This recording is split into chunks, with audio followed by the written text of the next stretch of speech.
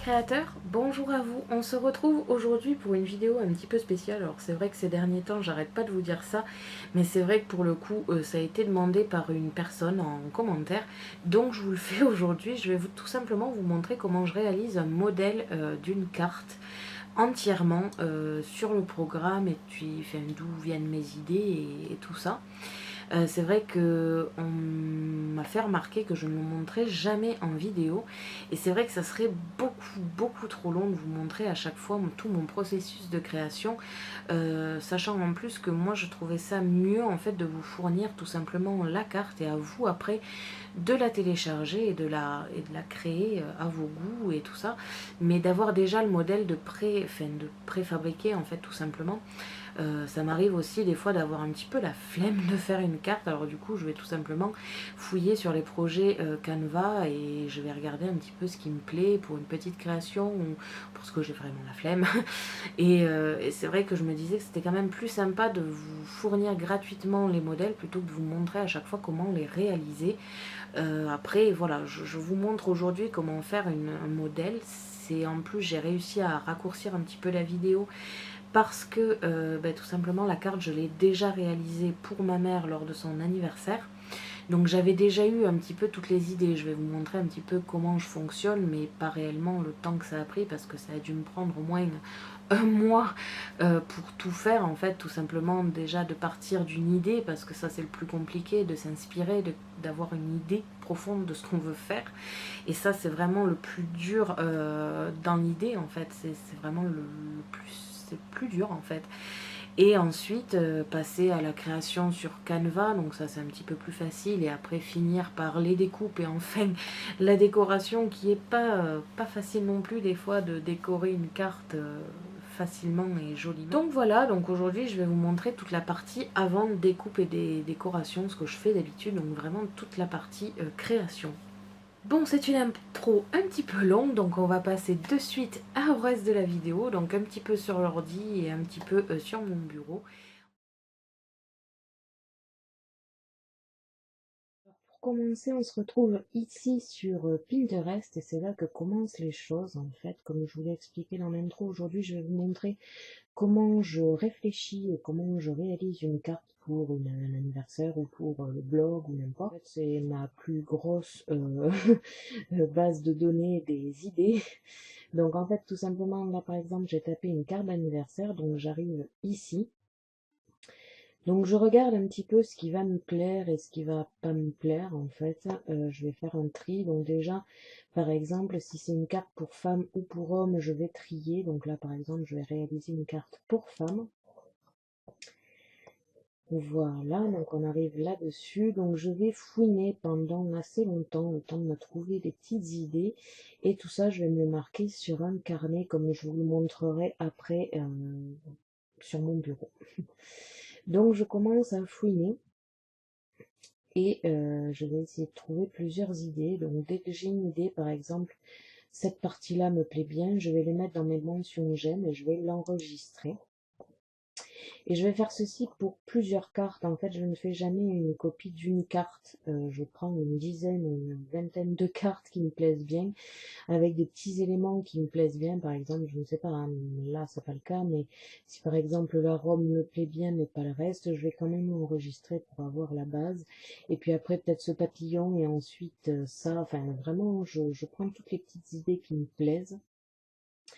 Là en l'occurrence, je vais essayer de faire une carte pour ma mère. En fait, j'ai déjà réalisé cette carte. Je vais juste vous montrer comment la réaliser. Donc, je l'ai réalisée pour son anniversaire qui a eu lieu ce week-end. Et donc, pour le coup, c'était une carte en kirigami.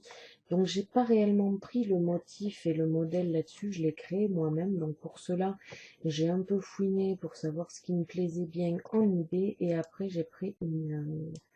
alors là, par exemple, je vais taper... donc ça, c'est pour avoir des petits motifs à avoir. Donc, celui-ci me plaît bien. Enfin, il y en a plusieurs qui me plaisent. Donc, je vais prendre toutes les images qui me plaisent. Et après, on se retrouve sur mon cahier, puis sur Canva Workspace.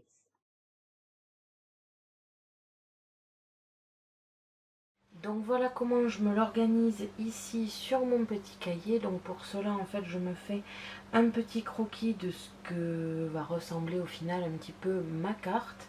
Là en l'occurrence je vous montre ici qu'elle va être pliée en deux, plus il y aura comme une petite enveloppe en fait avec un cercle qui en dépasse.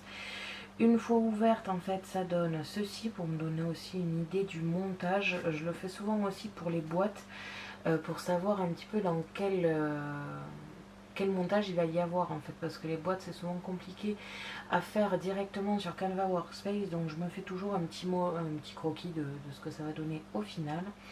Ici un petit peu en perspective avec des petites touches ici comme vous pouvez le voir. Alors je vais essayer de vous montrer un petit peu plus en détail.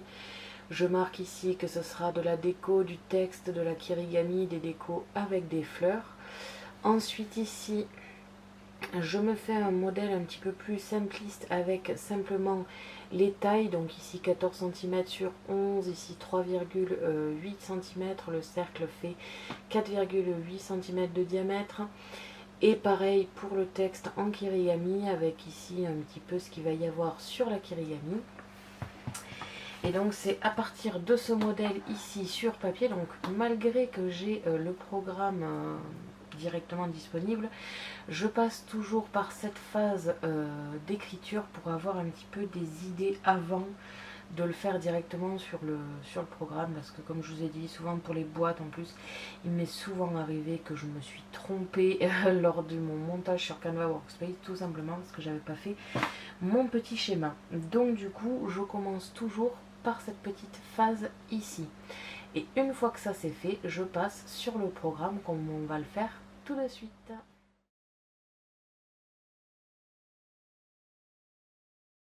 Une fois que vous avez vu un petit peu comment je me l'organisais sur mon petit cahier, je vais pouvoir retranscrire tout ça sur Canva Workspace. Pour le moment, je vais m'occuper tout simplement de la base. Pour cela, je vais prendre un carré que je vais mettre comme marqué sur mon cahier à 14 cm de largeur sur 11 cm de hauteur. Je vais multiplier cette forme par 3, comme ceci. Sauf que celle d'en haut ne va pas faire exactement la même hauteur, elle va faire 23,8 cm. Pardon. Je vais distribuer, je vais centrer d'abord les trois formes, distribuer l'espace à 0 verticalement, comme ceci. Je vais laisser comme ceci pour l'instant. Je vais maintenant prendre un cercle que je vais conserver en rapport d'aspect comme ceci et le mettre à 4,8 cm. J'en réalise un deuxième que l'on va positionner en bas. Je prends la forme d'en haut, donc les 3,8 plus le cercle, et je vais distribuer à moins, du coup c'est 4,8, donc c'est 2,4, donc 24 comme ceci, et je le fais verticalement encore une fois pour bien centrer ma forme. Je fais la même chose avec les deux formes ici en bas que j'ai positionnées.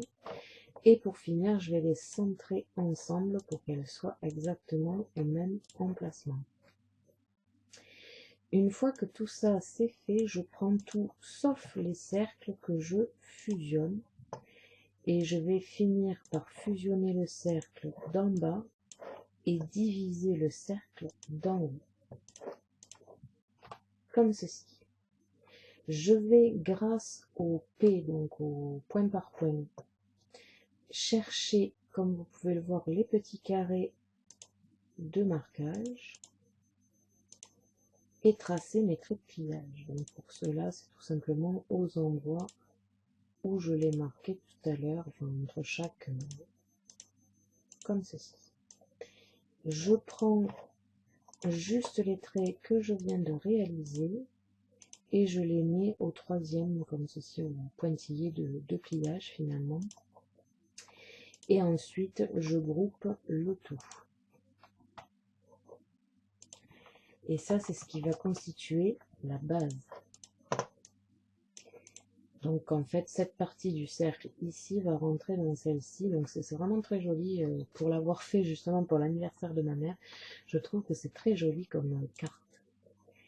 Une fois que ça c'est fait, je vais de suite, avant d'oublier la taille, réaliser mes cercles ici, enfin qui vont aller de chaque côté ici.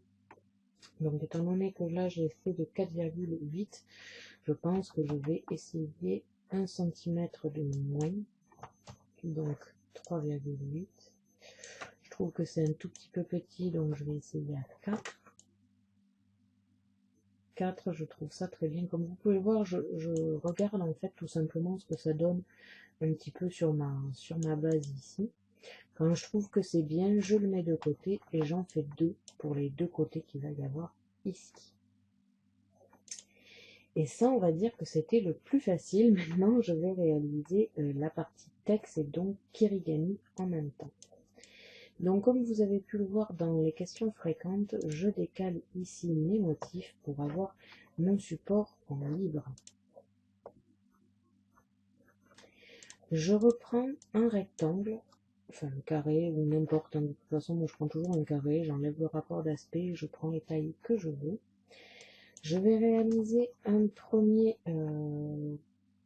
rectangle de 12 cm de largeur sur 10 de hauteur, que je copie une autre fois, et cette fois celui-ci sera de 8 cm de hauteur, comme ceci. Je vérifie ici ce que ça peut me donner. Alors ne vous inquiétez pas, on va régler le problème du cercle après. D'ailleurs je vais en créer un troisième ici pour pouvoir me faire mes mesures ensuite. Hop, je vais me mettre à 48, donc comme ici ma forme. Donc ça c'est un peu à part, je me mets ici. Donc ça c'est ce qui va constituer un petit peu ma partie de texte. Donc pour le coup je vais le fusionner, tracer ici mes pointillés de pliage et grouper. Donc même si vous avez plusieurs choses à découper après à la suite dans cette partie-là, n'oubliez jamais de grouper toutes vos formes, quitte à les dégrouper, les regrouper après, parce que sinon vous risquez de perdre vos pointillés et de ne plus savoir où sont les marquages. Donc au moins ça c'est fait et vous pourrez après dégrouper si jamais vraiment vous avez besoin. Quand c'est fait, je vais tout simplement retracer un rectangle de la taille du petit et le diminuer d'1 cm. Donc je vais par exemple le mettre à 11 cm de largeur et 7 de hauteur. 1 cm ça me paraît plutôt petit, donc je vais le mettre à 10 de largeur pour 6 de hauteur, comme ceci. Je retrace ici une forme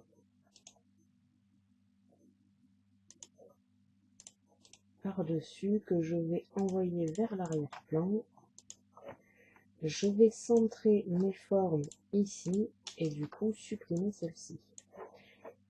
Je dégroupe les pointillés, je divise l'intérieur pour que ma forme soit bien marquée. Et je regroupe pour ne pas perdre mes pointillés. Comme ceci. Donc en fait tout simplement pris dans l'autre sens, je vais y arriver, attendez. Je vais avoir ici ma partie texte en haut et en bas et ici la kirigami qui fera son effet. Donc quand ça c'est fait, je vais pouvoir m'attaquer au motif qu'il y aura à l'intérieur. Pour cela, je vais prendre des images que j'avais téléchargées donc sur Pinterest ou sur Google Images.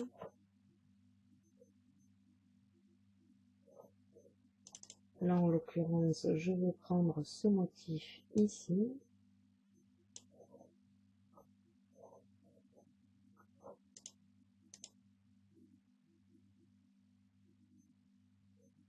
Quand les tracés me plaisent bien, je vais pouvoir les mettre. J'enlève l'image pour voir si tout a bien été fait, et c'est le cas.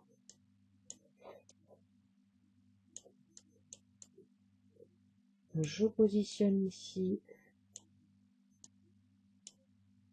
mon image, que je vais donc doubler. Et la deuxième, je vais l'inverser pour faire quelque chose comme ça. Je vais distribuer l'espace à 0 et le milieu comme ceci, que je fusionne. Quand ça c'est fait, je vais ici former un petit peu ma forme, comme ceci, que ça dépasse un petit peu de mon rectangle. Je vais dégrouper mes pointillés et fusionner, comme ceci, mes formes. Quand ça c'est fait, je regroupe avec les pointillés. Et comme vous pouvez le voir, j'ai ici mon premier rectangle, donc, avec un petit arbre, enfin plusieurs arbres, des troncs, enfin quelque chose de très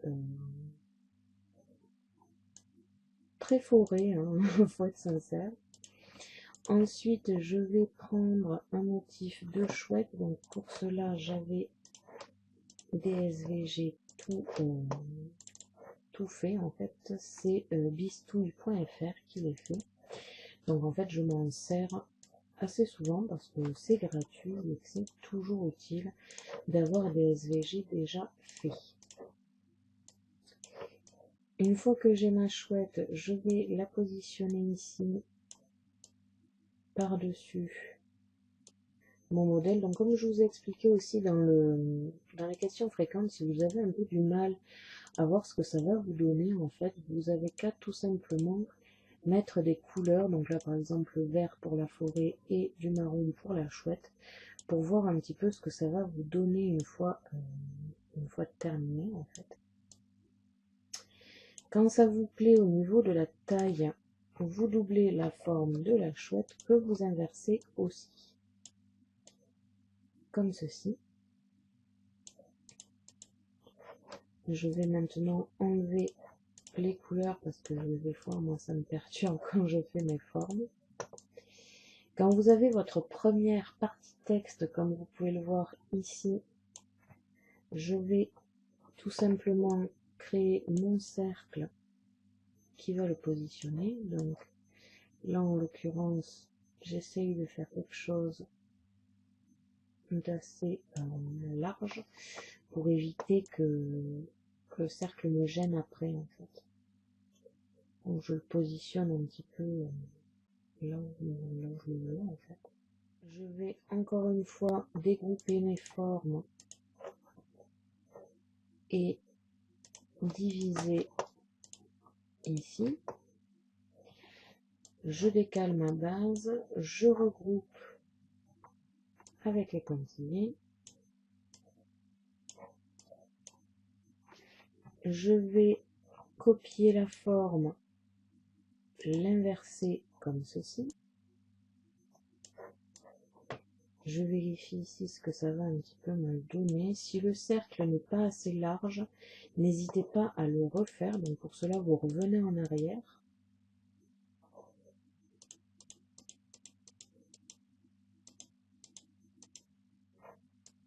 Comme ceci. Je vais d'ailleurs passer de l'autre côté pour voir un petit peu mieux ce que je fais. Je vais agrandir un petit peu mon cercle à 5 cm de largeur et de hauteur. Et toujours pareil, je fais les modifications jusqu'à ce que ça marche. Donc je vais m'arrêter là pour l'instant et vous reprendre dès que j'aurai terminé tout ça. Donc voilà, en fait j'ai tout simplement fait un ovale plutôt qu'un rond pour avoir une largeur un petit peu équivalente partout. Une fois que ça c'est fait, je vais pouvoir, comme je vous ai dit, copier ma forme et l'inverser comme ceci. Une fois que ça c'est fait, nous avons en fait presque terminé. Je vais replacer ici mes cercles, mes chouettes et mes papiers texte. Vous pouvez aussi par exemple remettre un papier texte si vous voulez quelque chose d'assez décoré, par exemple d'assez vert ou un truc comme ça pour que ça rappelle un peu les arbres. Vous pouvez très bien refaire une forme, donc pour cela je vais tout simplement retracer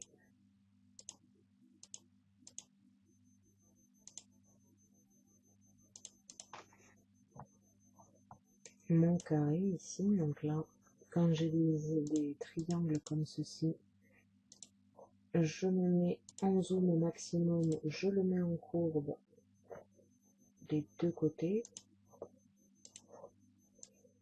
Et je vais créer ici le même arrondi que sur le papier Kirigami, comme ceci. Je dézoome un maximum. Je vais mettre de la taille que je le veux. Donc là, en l'occurrence, je vais essayer du 11 cm par 8. Quitte à après refaire des petites modifications au niveau de mon cercle ici.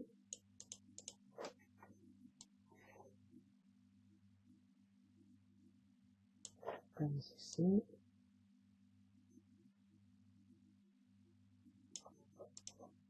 Voilà. Je copie cette forme que j'inverse une fois de plus pour avoir la même chose de l'autre côté. Alors pourquoi j'inverse? Parce que tout simplement ça va être de la kirigami. Alors là en l'occurrence ça n'a pas trop d'importance parce que les formes sont pareilles des deux côtés, mais si vous ne faites pas par exemple des arbres mais un autre motif en kirigami, vos formes ne seront peut-être pas exactement pareilles et du coup il vaut mieux inverser pour que quand vous allez jointer les deux images ça aille parfaitement. Je vais positionner mes papiers texte sur ma base ici pour après pouvoir les découper. Et là, j'ai tout simplement terminé les découpes que je vais réaliser avec la Scan & Cut. Après, ça sera surtout de la décoration avec des strass, des stickers, des fleurs ou ce genre de choses. Mais au niveau de la Scan & Cut réellement, en principe, j'ai terminé. Après, au pire, si jamais, par exemple, des fois, j'ai des petites formes qui me manquent, ben, je les refais vite fait sur mon ordinateur et je les redécoupe. Là, en l'occurrence, pour l'avoir déjà fait à ma mère, c'est tout ce qu'il me faut. Donc, mes papiers de texte, ma base, ma décoration de cercle, ma petite décoration en chouette, parce que ma mère adore les chouettes, et mes décorations en kirigami. Je mets tout ça sur mon support, que ça ne dépasse pas de la zone rouge, et je l'enregistre et je l'exporte en FCM que je mets sur une clé USB et que je découpe. J'essayerai peut-être de vous mettre une photo si j'arrive à piquer la carte de ma mère. J'essayerai de vous mettre une photo de la carte finie pour que vous ayez une idée de ce que ça donne une fois terminé. Et en fait, c'est tout simplement comme ça que je réalise mes modèles. Alors, j'espère que cette vidéo vous aura permis un petit peu de voir comment moi je crée les modèles et de vous aider à vous créer les vôtres. Si jamais vous avez besoin d'aide, n'hésitez pas à me contacter, ça sera beaucoup plus facile d'en discuter.